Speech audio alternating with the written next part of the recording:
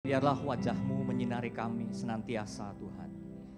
Kami menjadi orang-orang yang hidup di bawah sinar wajah-Mu, di dalam terang kasih-Mu. Kami hidup di hadapan Engkau Allah yang selalu ada di dalam hadirat. Kami hidup selalu di dalam hadirat-Mu. Biarlah kesadaran ini terus ada di dalam hati pikiran kami. Pada waktu kami menempuh hari-hari kami, menempuh hidup kami, mengerjakan apa yang harus kami kerjakan. Kami selalu tahu, percaya dan sadar bahwa Tuhan ada. Terima kasih Tuhan untuk pagi hari ini. Terima kasih untuk Roh Kudus. Mampukan hamba-Mu menyampaikan firman-Mu. Dan biarlah seluruh jemaat-Mu mendengar pesan dari firman-Mu saja. Di dalam nama Tuhan Yesus. Amin. Amin. Silakan duduk Bapak Ibu Saudara.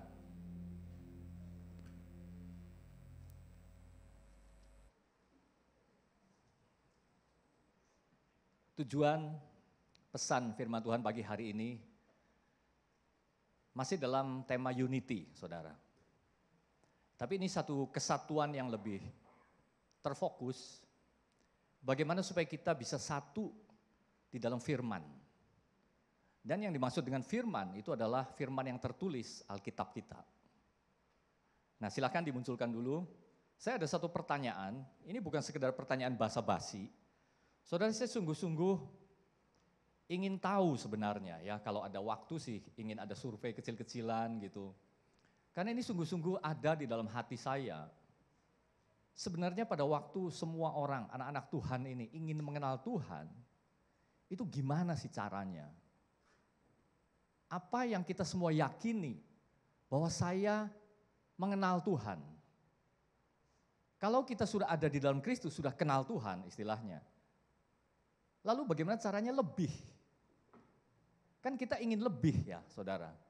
Ingin lebih mengenal Tuhan, ingin bertumbuh gitu di dalam pengenalan kita akan Tuhan. Nah saudara, ini gambarnya saya potong dari, pasti Bapak Ibu Saudara banyak yang kenal, ini gambar yang sangat terkenal. Terkenal nomor 2, ya setelah lukisannya Leonardo da Vinci, ini Michelangelo. Jadi ini ada di langit-langit Chapel Sistine di Vatican City. Saya belum pernah ke sana, mungkin ada dari saudara yang pernah. Jadi harus lihatnya ke atas, ke langit. Waktu melukisnya juga memang sambil, ya begitu posisinya ya Michelangelo. Saudara bisa googling.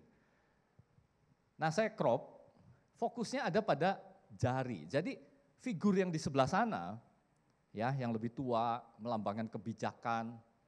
Ini konon katanya ini menggambarkan Tuhan. Jadi ini judulnya The Creation of Adam, penciptaan Adam. Jadi itu menunjukkan Tuhan maksudnya. Saudara ini imajinasi ya, imajinasi seorang seniman besar gitu. Jadi ini bukan, wah ini terlalu serius dari Alkitab. Tapi ilhamnya pasti dari Alkitab, The Creation of Adam, dari kejadian awal-awal itu. Nah yang di sebelah sana itu Adam. Kalau dilihat Adamnya sih sudah dalam keadaan hidup. Nah tapi di sini, 2 jari yang bertemu ini katanya itu seperti Tuhan sedang memberikan percikan kehidupan. Jadi ada yang lebih dari hidup. Nah, coba slide kedua.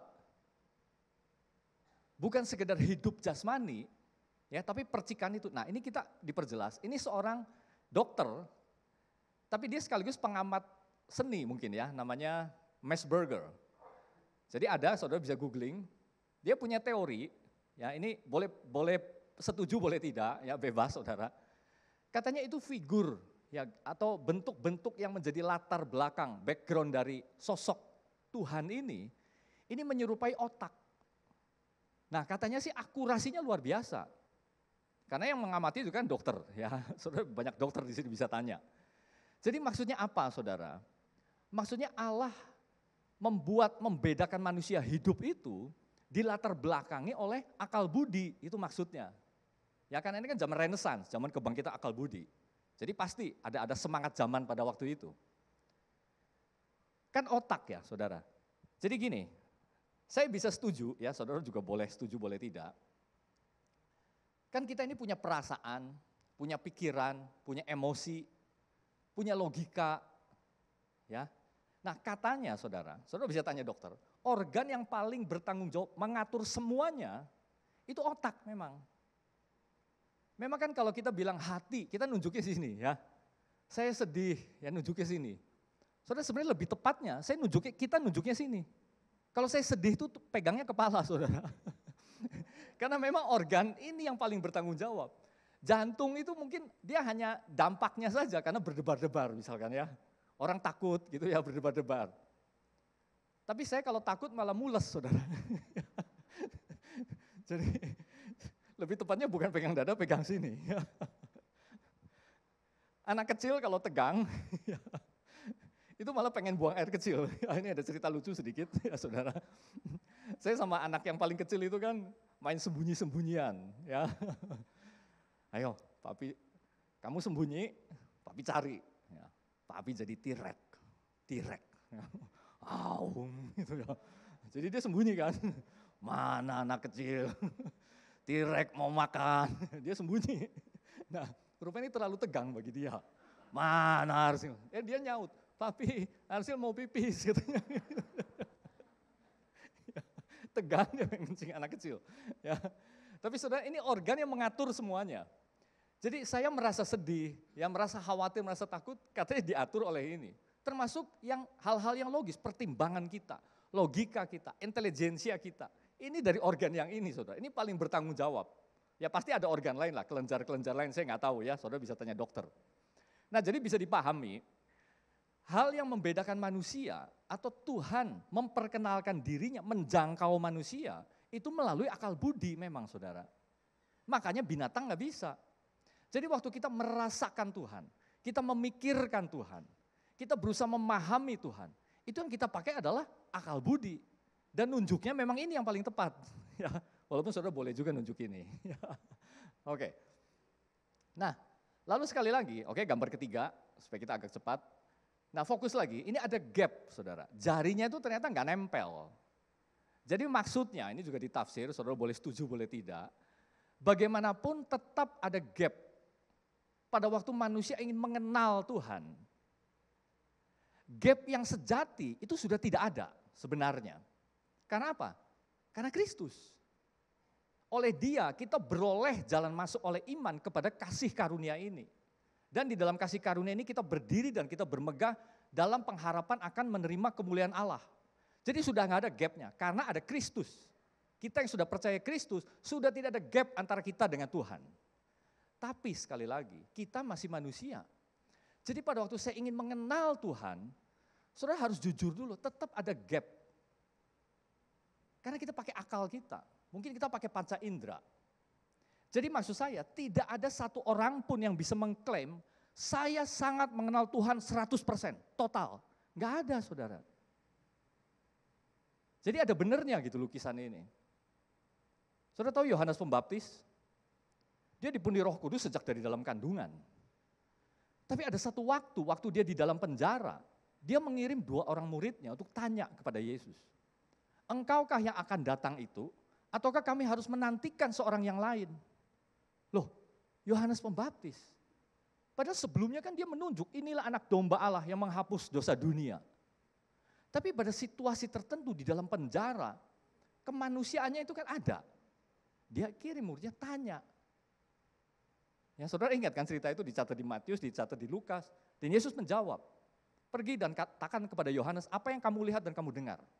Orang buta melihat, orang tuli mendengar, orang lumpuh berjalan, orang kusta menjadi tahir, orang mati dibangkitkan, dan Injil diberitakan kepada orang-orang miskin. Katakan, dan berbahagialah mereka yang tidak menolak aku. Ya seperti itu yang Yesus katakan. Jadi maksudnya saudara, memang waktu kita sebagai orang-orang percaya ingin kenal Tuhan, ingin belajar Tuhan, ini kita harus jujur dulu. Nggak bisa sempurna. Ya, amin.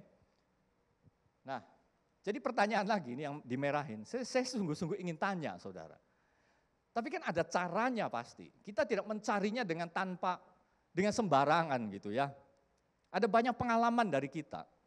Nah apa saudara jawabannya? Bagaimana cara kita lebih mengenal Tuhan? Gimana sih caranya? Pasti saudara punya beberapa jawaban ya, dan sungguh-sungguh saya ingin tahu sebenarnya. Ya, nah saudara, oke next, selanjutnya. Kita akan belajar dari ini. Ya, ini yang dikatakan oleh Petrus. Di dalam 2 Petrus 1, 16 sampai 21. Jadi ayat-ayatnya kita akan bahas, saya akan bagi dalam 3 poin. Background dulu sedikit, saudara. Surat ini ditulis di dalam saat-saat akhir hidupnya Petrus. Ya, banyak orang yang menyelidiki dan sepakat. Di dalam penjara di kota Roma. Di dalam pemerintahan Kaisar Nero. Itu kaisar yang sangat kejam. Pada zamannya itu aniaya terhadap orang Kristen itu begitu luar biasa. Jadi Petrus ini sudah enggak ada, dan dia tahu. Karena dia kan ingat omongan Yesus. Ya, pada waktu engkau muda engkau mengikat pinggangmu dan engkau pergi kemana engkau kehendaki menurut kehendakmu sendiri. Tapi sesudah engkau tua, engkau akan mengulurkan tanganmu, orang lain akan mengikat engkau dan membawa engkau ke tempat yang tidak kau kehendaki. Dan Yohanes mencatat itu dikatakannya untuk menunjukkan bagaimana nanti Petrus mati dan memuliakan Allah. Jadi ini Petrus sudah merangkum seluruh hidupnya, merangkum pengalamannya, pemahamannya, dan dia tahu sudah di akhir hidupnya. Jadi sangat penting sekali yang dia tuliskan. Makanya ayat-ayat ini diawali dengan kata, sebab kami tidak mengikuti dongeng-dongeng isapan jempol manusia, ketika kami memberitahukan kepadamu kuasa dan kedatangan Tuhan kita Yesus Kristus sebagai Raja. Tetapi kami adalah saksi mata dari kebesarannya. Kami menyaksikan bagaimana ia menerima kehormatan dan kemuliaan dari Allah Bapa ketika datang kepadanya suara dari Yang Maha Mulia yang mengatakan, inilah anak yang kukasihi, kepadanya lah aku berkenan.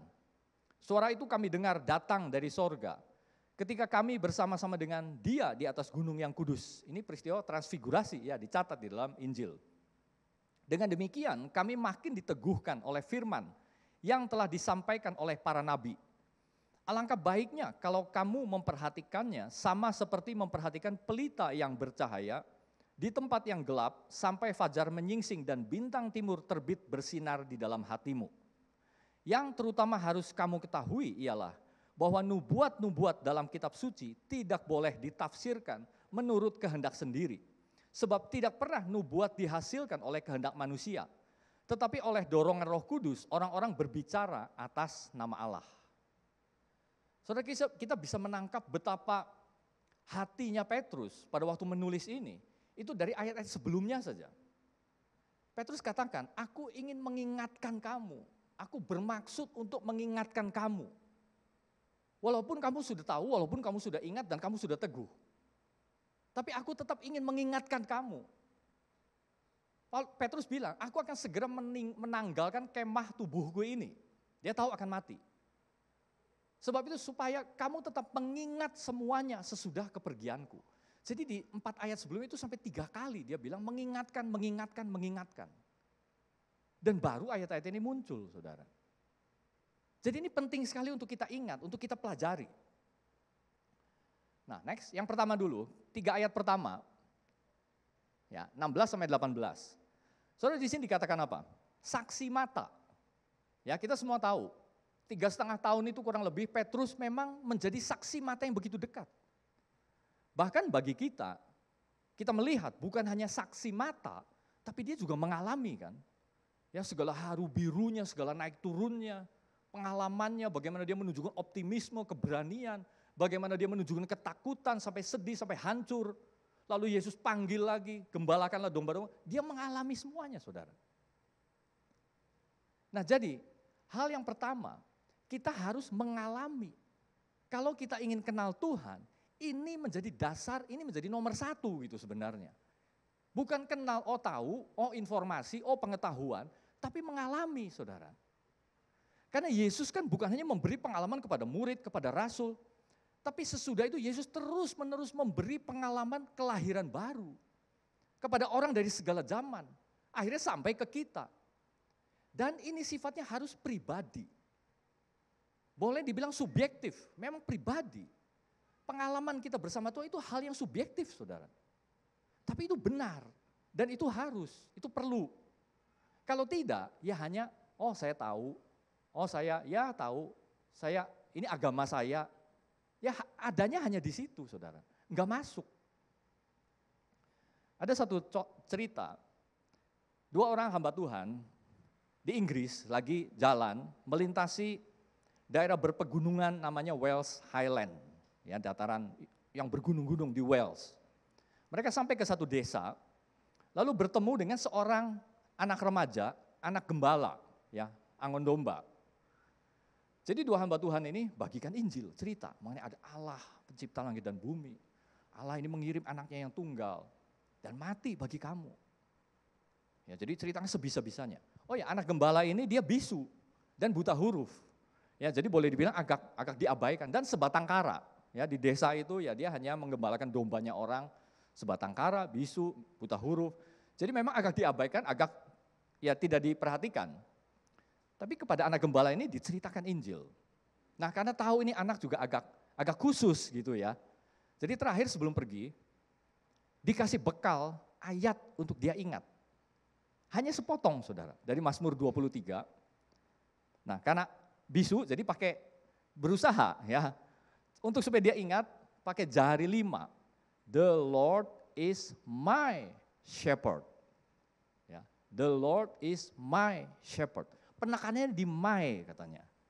Jadi waktu kamu ingat ini kata-kata dari Tuhan sendiri, karena ini kan gembala, ya. Jadi gampang sekali kalau menggambarkannya juga Tuhan sebagai gembala. Tuhan adalah gembalanya kamu. Jadi kamu harus ingat my shepherd. Walaupun dia adalah gembala banyak orang, tapi terlebih dia gembalanya kamu. Jadi maksud sini harus menjadi pengalaman yang pribadi bagi anak ini. Ya, jadi disuruh hafalin dari firman berarti. Nah, lalu berapa waktu kemudian lewat lagi dua hamba Tuhan ini di desa yang sama. Tanya-tanya, mana itu anak yang dulu kami pernah ketemu? Oh, sudah mati, meninggal dunia. Loh, kenapa meninggal dunia? Musim dingin yang terakhir itu begitu berat katanya. Dan dia kan sebatang kara di dalam pondoknya, nggak ada orang yang tahu. Jadi dia meninggal di dalam kesendiriannya. Aduh, sedih ya. Terus gimana waktu kamu menemukan dia, keadaannya gimana? Ya dia sendirian, tapi ada yang aneh katanya. Waktu kami temukan, dia itu berbaring meringkuk dan tangannya itu sambil memegang jari kelingkingnya ini. Ya orang desa nggak ada yang ngerti. Tapi dua hamba Tuhan ini langsung tahu. My shepherd. Ya saudara, jadi rupanya di dalam saat-saat terakhir kesendiriannya, saat-saat hidup dan matinya dia, saat-saat penderitaannya boleh dibilang, dia ingat itu. My shepherd, dia jadikan Tuhan itu gembalanya dia yang pribadi. Itu bekal terakhirnya dia. Pada waktu kesadarannya dia masih ada di dunia, sebelum dia bertemu dengan gembala yang sejati itu. Ya saudara, jadi ini yang mau digariskan, ini poin pertama. Ya, oke, next. Nah yang kedua, kalau tadi mengalami, yang ini harus diteguhkan saudara. Ya, pengenalan kita akan Tuhan harus berdasarkan pengalaman kita, mengalami. Yang kedua, diteguhkan. Dengan demikian kami makin diteguhkan oleh firman yang telah disampaikan oleh para nabi. Jadi firman yang mana? Firman yang telah disampaikan oleh para nabi. Yang mana itu? Kita tahu, bagi Petrus itu adalah kitab-kitab perjanjian lama, kita kenalnya. Karena waktu itu kan perjanjian baru belum ditulis. Saudara tahu, orang Yahudi punya kitab-kitab itu sejak zaman Musa. Diawetkan, disalin lagi. Bahkan raja-raja punya tanggung jawab, nabi-nabi punya tanggung jawab. Dan pada masa itu dibacakan di sinagog-sinagog. Kitab para nabi. Alangkah baiknya kalau kamu memperhatikannya sama seperti memperhatikan pelita yang bercahaya di tempat yang gelap. Sampai fajar menyingsing dan bintang timur terbit bersinar di dalam hatimu. Saudara, kita harus melihat bahwa memang kita berjalan di dalam dunia yang gelap. Dunia yang sudah jatuh. Tapi di dalam perjalanan ini Tuhan tidak membiarkan kita kan. Firman itu di sini digambarkan sebagai pelita di tempat yang gelap. Jadi mari kita visualisasikan. Kalau saudara di tempat yang gelap, lalu disediakan satu pelita, itu pelita yang menjadi fokus kita. Yang memimpin langkah kita. Oke, boleh gelap, tapi orientasi saya tidak akan salah. Tidak akan belok, karena apa? Karena ada pelita. Penuntun bagi langkah kita. Pelita bagi kaki kita. Terang bagi mata kita, bagi hati kita, itu tulisan para nabi, itu firman, pelita itu saudara. Ya, jadi kita harus ingat, jadi yang kedua, ini diteguhkan. Ya. Oke, next dulu supaya kita bisa lebih cepat. Nah yang ketujuh, yang berikutnya, Nah ini sengaja saya beri penekanan.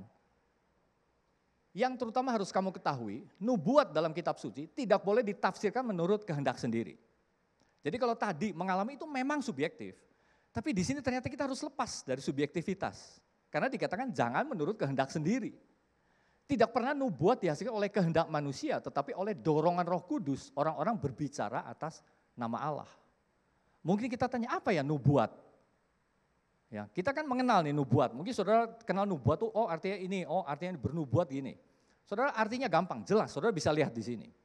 Pertama nubuat itu artinya yang tertulis di dalam kitab suci, ditulis oleh nabi-nabi.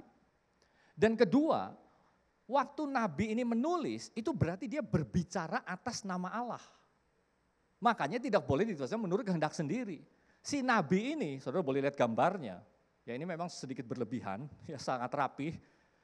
Tapi dorongannya itu dari Roh Kudus. Jadi pesannya dari mana? Dari si nabi atau dari Roh Kudus? Dari Allah. Dari Allah, saudara. Jadi atas nama dia, bukan dirinya sendiri. Jadi pada waktu kita membaca tulisan nabi, kita harus tahu dulu siapa ini yang lagi berpesan. Jadi kalau tadi kita boleh subjektif, yang di sini kita ini harus mempelajari, saudara.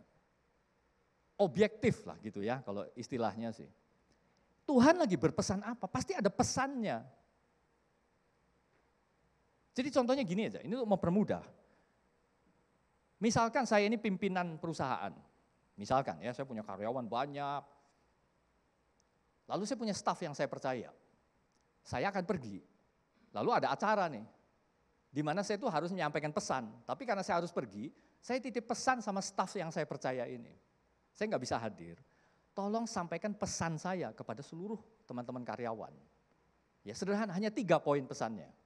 Pertama, saya merasa senang karena perusahaan kita tetap bisa bertahan di dalam masa pandemi. Bahwa semua karyawan sudah menunjukkan kinerja yang baik. Itu satu. Kedua, bahkan beberapa orang menunjukkan kinerja yang luar biasa. Nah mereka harus diberi insentif. Dan ketiga, saya melihat ini situasi sudah membaik. Bagi yang belum mencapai insentif seperti teman-temannya, jangan putus asa. Mari punya harapan, karena situasi membaik.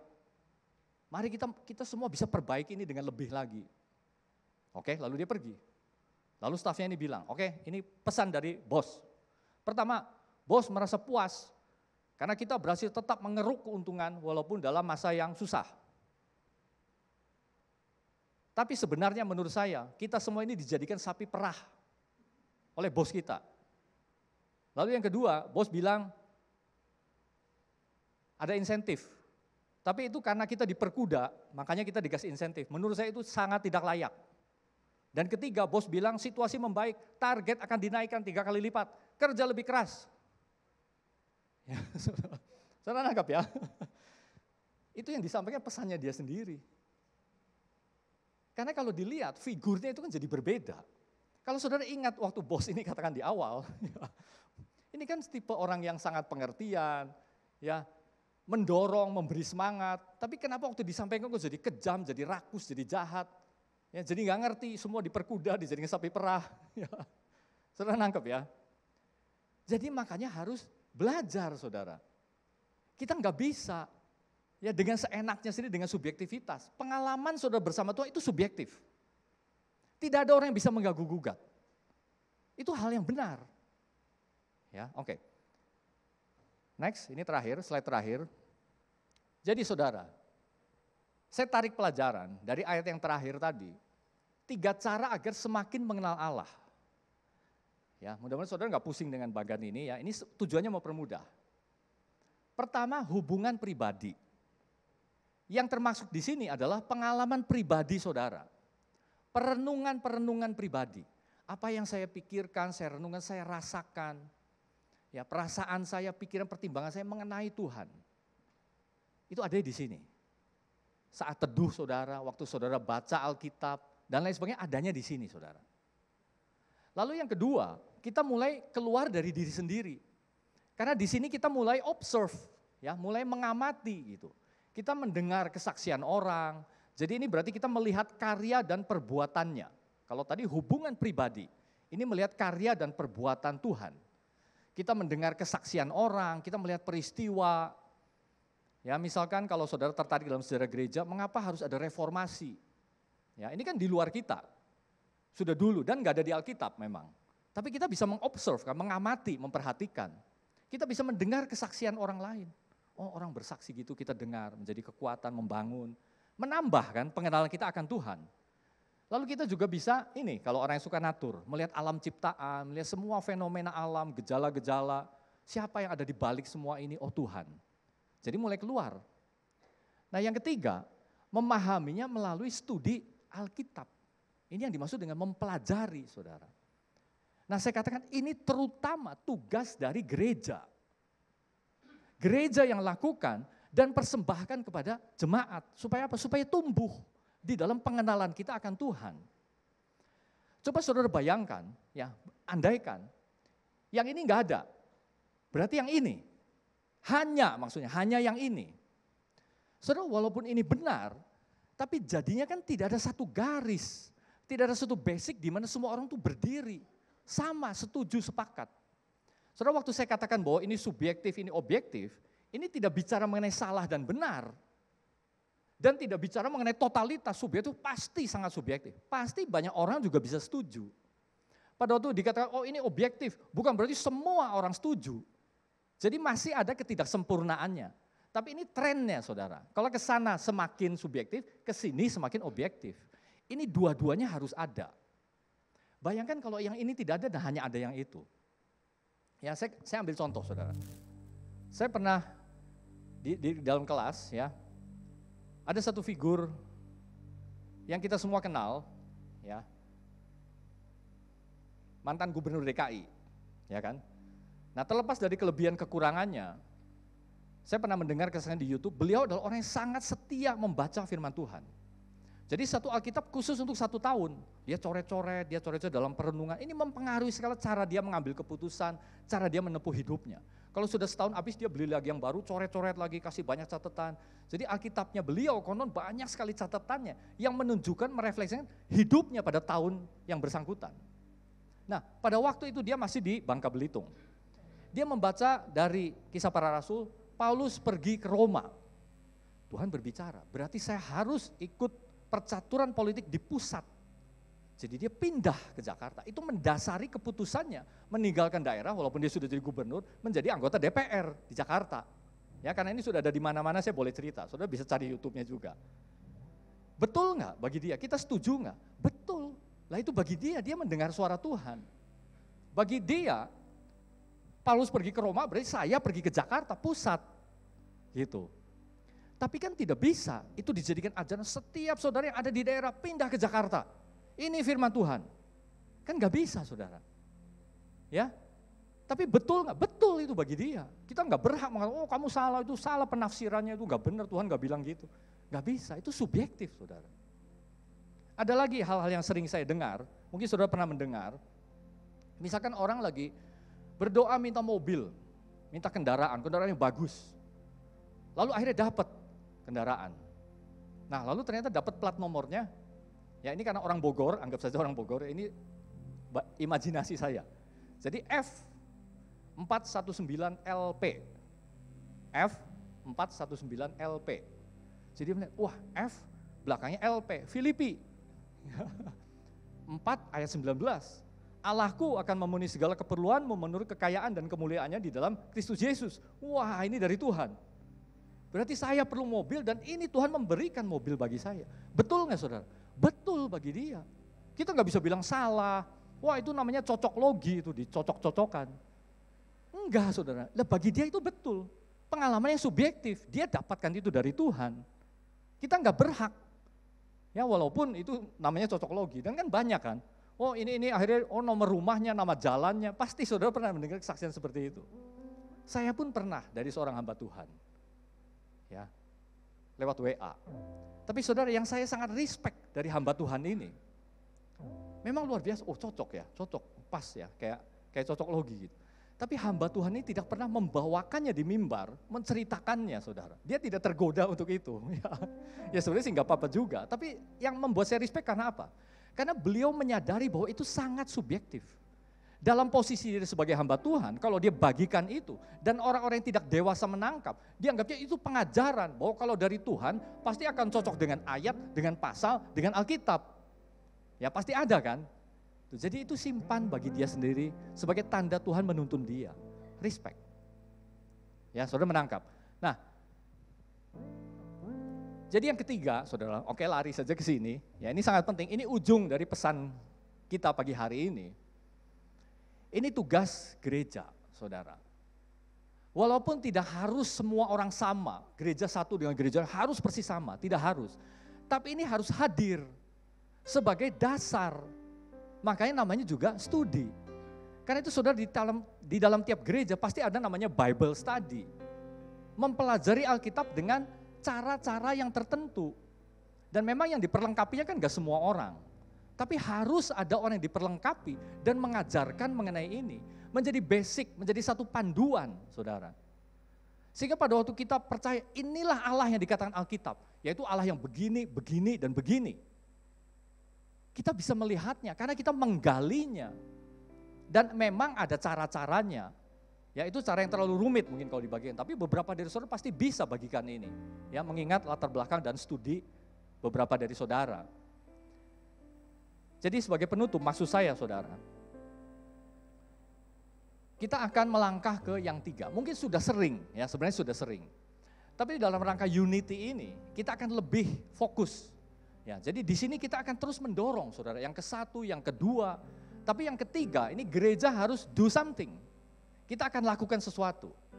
Ya, jadi saya sudah berbicara ya dengan para pemimpin, dengan Pastor Diki terutama, Bible study kita akan terfokus. Istilah kerennya itu studi biblika, ya. Nah, saya akan berusaha mengajak beberapa dari saudara yang punya latar belakang ini. Jadi nggak dimonopoli oleh hanya satu orang, ya. Yang jelas Pastor Diki, ya saya belum minta ya. Ya. Tapi beberapa dari saudara, ya kita akan menjadi satu tim di sini. Supaya apa? Supaya kita bisa studi objektif. Gunanya apa? Disampaikan kepada saudara semua supaya kita bertekun di situ. Ayo belajar di situ. Saudara coba bayangkan, bagaimana sih cara kita mengenal Tuhan? Ya sekali lagi, balik lagi saudara pertanyaan itu. Saudara sebenarnya jawaban yang paling bagus di antara jawaban bagus yang lain, itu memang mengenal Tuhan melalui firman-Nya. Karena firman-Nya tertulis dalam bahasa kita, bisa dipelajari, bisa didiskusikan, boleh juga diperdebatkan, boleh juga tanya dan jawab. Tujuannya hanya satu, kita semakin mengenal Allah, saudara. Walaupun ada perbedaan, oke, tapi pokoknya kita jadi maju gitu. Oh berarti gitu ya, dulu saya gak pernah kepikir.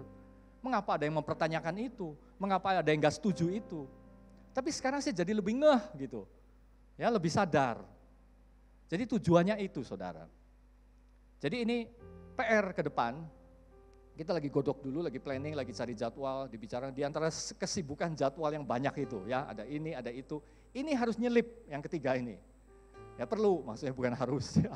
Karena kalau nggak ada, berarti gereja kurang ya di dalam memperlengkapi jemaat dan hanya membiarkan jemaat terus di dalam tidak mendorong jemaat ke arah yang objektif. Amin, saudara. Jadi itu pesan pagi hari ini untuk lebih menjelaskan lagi, nyambung bahwa manusia tidak hidup dari roti saja, tapi dari setiap firman yang keluar dari mulut Allah. Dan firman itu sudah tertulis, saudara. Ini vital kan? Saudara, dibandingkannya kan dengan roti. Kalau kita dengan nasi, ya nasi goreng, nasi kuning, pokoknya makanan pokok gitu. Penting, berarti vital. Amin. Mari kita berdoa. Bapa, kami mengucap syukur karena mengenal Engkau sebagai Allah yang berbicara, Tuhan. Dan begitu bersyukurnya kami, karena setiap perkataanmu itu boleh ditulis oleh nabi-nabimu. Sehingga kami warisi pada hari ini. Walaupun itu menempuh jarak ribuan tahun, menyeberang berbagai budaya. Tapi kami boleh menerimanya sebagai warisan. Untuk menjadi alat sarana kami mengenal Engkau lebih lagi. Terima kasih untuk firman-Mu yang tertulis Tuhan. Biarlah gerejamu ini semakin bertumbuh, semakin diperlengkapi, semakin diperkokoh dengan pengenalan akan Allah. Satu pengenalan yang benar Tuhan. Kami ucap syukur hanya di dalam nama Tuhan Yesus.